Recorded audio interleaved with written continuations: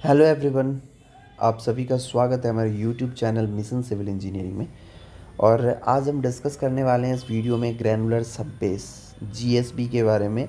आपको full detail बताने वाले हैं यहाँ पे कि उसमें क्या मशीनरीज यूज होता है जीएसबी को कंस्ट्रक्शन करने के लिए, जीएसबी लेयर को कंस्ट्रक्ट करने के लिए, उसका क्या क्वालिटी कंट्रोल है, उसका क्या रिक्वायरमेंट्स हैं। ये सारे चीज़ इसमें आज इस वीडियो में हम डिस्कस करने वाले हैं। तो this work shell consist of laying of compacting well graded material on prepared and approved subgrade in accordance with clause 401 of MORTH specification। जो अपना ग्रेडेड वेल ग्रेडेड मटेरियल रहना चाहिए, मीन्स जो ग्रेडेशन अपने को डालना है वही ग्रेडेशन का मटेरियल अपने पास रहना चाहिए। और जो अपना सबग्रेड रहता है वो approved subgrade means prepared and approved रहना चाहिए वो सबग्रेड। उस पर अपन मटेरियल को लेइंग कर सकते हैं और फिर कंपैक्टिंग कर सकते हैं। तो और ये किस अकॉर्डेंस होता है? क्लॉज 401 ऑफ मोर्थ के अकॉर्डेंस इस काम को किया जाता है। अब मटेरियल के स्पेसिफिकेशन के बारे में बात करते हैं। As per clause 401.2 of MoRTH the material to be used for construction of granular sub base shall satisfy the following requirement. ये सारे रिक्वायरमेंट को ये सेटिस्फाई करेगा तभी जाके उस मटेरियल को यूज़ कर सकते हैं ग्रैनुलर सब बेस के लिए। तो maximum particle size of the material shall be less than 75 mm।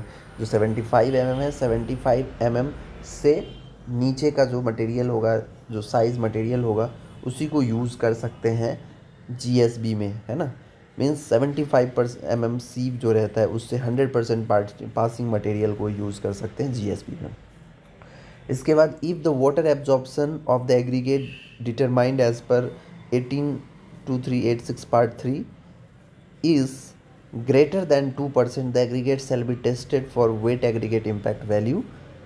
अगर वाटर एब्जॉर्प्शन 2% से ज़्यादा है मटेरियल का तो उसमें जो टेस्टिंग होगा तो wet aggregate impact value test होगा उसका। और एग्रीगेट का इम्पैक्ट वैल्यू 40 से कम आना चाहिए, 40% से कम आना चाहिए। और अगर वो 2% से ज़्यादा वाटर एब्जॉर्ब कर रहा है तो उसका सॉफ्ट CBR वैल्यू कैलकुलेट किया जाता है वो मिनिमम 30% रहना चाहिए। उसके बाद जो है gradation of the material shall be followed as per approved project design drawing. और जो उसका ग्रेडेशन है, जो अपना डिज़ाइन अप्रूव्ड हुआ है उसी के रिस्पेक्ट में वो ग्रेडेशन रहना चाहिए। उसके बाद liquid limit shall not be more than 25% and plastic index shall be less than 6%। उसके बाद जीएसबी का थिकनेस 150 mm, वो 200 mm भी रह सकता है। उसके बाद इसमें जो है रोलिंग का जो पैटर्न होता है 7 पासेस का रोलिंग पैटर्न रहता है। और ये पैटर्न देखते हैं कि कैसे कैसे इसको रोलिंग करना है। तो रोलिंग पैटर्न जो है यहाँ पे दिया गया है। तो पहला जो पास रहेगा वो आपको प्लेन पास रहेगा। उसके बाद जो है लो वाइब्रेशन पास रहेगा जिसमें ये इतना परसेंटेज जो है कंपैक्शन को अचीव करते जाएगा। उसके बाद हाई वाइब्रेटरी पास होगा जिसमें कि 96.60% कंपैक्शन वो एक्वायर करेगा। उसके बाद फिर लो वाइब्रेशन, फिर हाई वाइब्रेशन, फिर लो वाइब्रेशन, फिर प्लेन पास। ऐसे अगर वाइब्रेशन इस पैटर्न से अगर रोलिंग कर रहे हैं तो वो 100% तक जो अपना है वो कंपैक्शन को अचीव कर सकता है। ठीक है। उसके बाद अब ग्रेडिंग देखते हैं, grading for granular sub base. तो grading of granular sub base में जो यहाँ पे अपने को जिस ग्रेडिंग का यूज़ करने के लिए बोला जाता है, ग्रेडिंग 1, ग्रेडिंग 2, ग्रेडिंग 3, 4, 5, 6 है।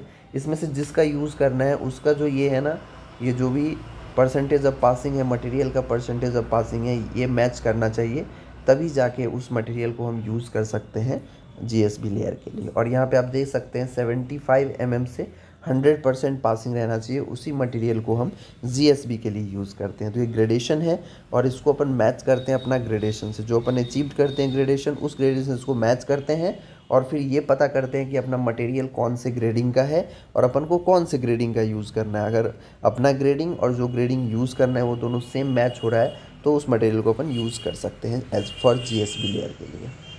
उसके बाद मशीनरीज अगर देखा जाए तो वही इन dumper, motor grader, vibratory roller of capacity 80 to 10, 100 kilo newton. उसके बाद वाटर टैंकर, सर्वे किट, ये सारी चीज़ चाहिए रहता है।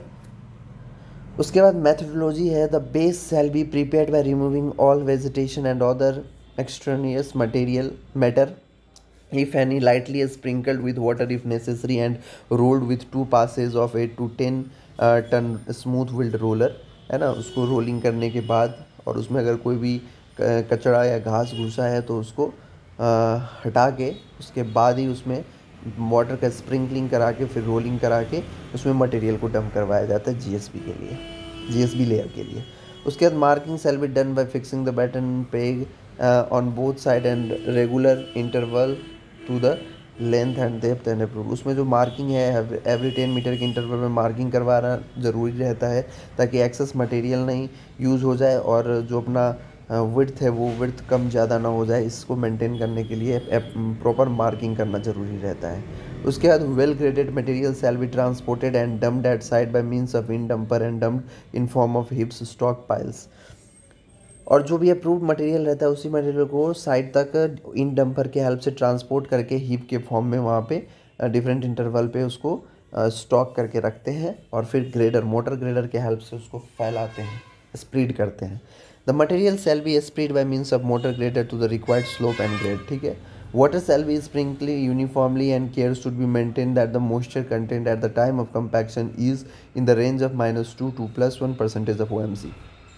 और उसमें फिर वाटर का स्प्रिंकलिंग भी करते हैं और उसको वाटर को स्प्रिंकलिंग करने के टाइम पे अपने को थोड़ा सा ध्यान रखना रहता है कि जो अपना OMC है उसका -2 to +1% तक ही जो मॉइस्चर है वो अपने बेड पे रहना चाहिए, तो इसलिए उस रिस्पेक्ट में वाटरिंग करवाया जाता है। उसके बाद the material shall be processed by means of mechanical disc harrow and motivators or ploughed unit.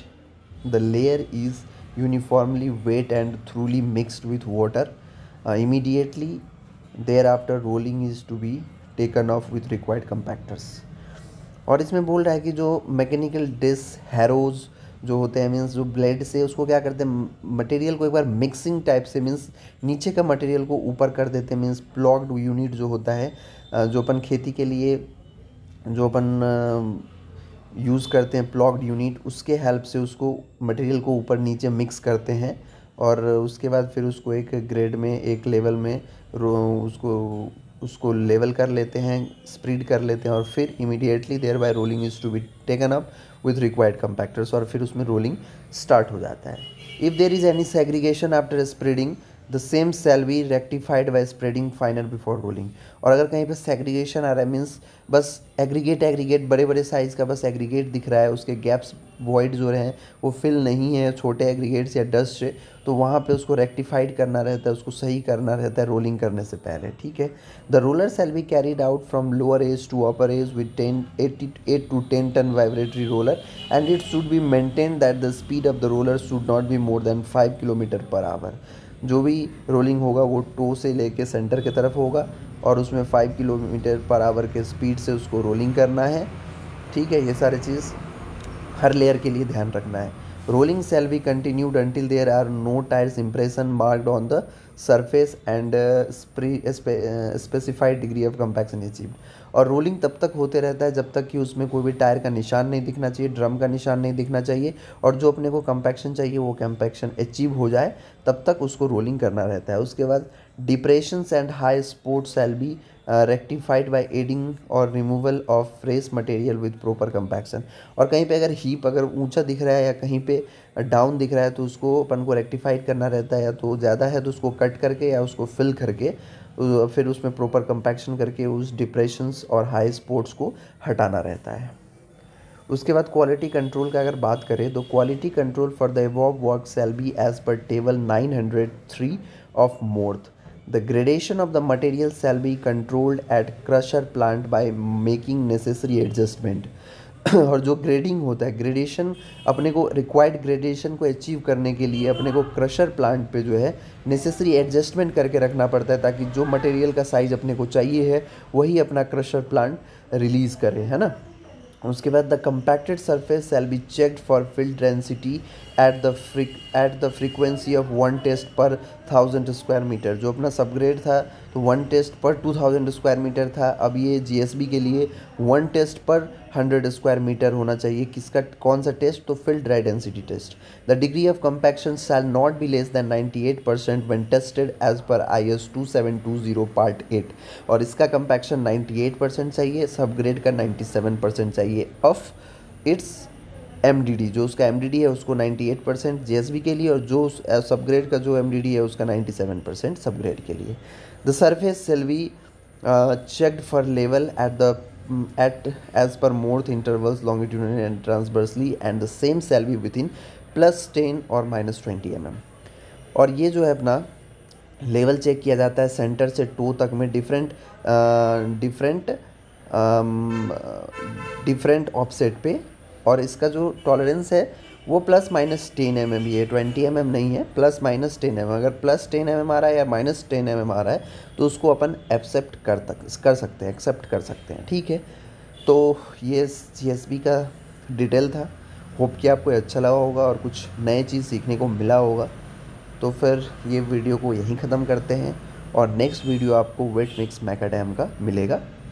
Thank you very much for watching the video, and if you have not subscribed our channel, then please subscribe our channel and please press the bell icon to get notification if we upload a new videos. Okay, thank you very much.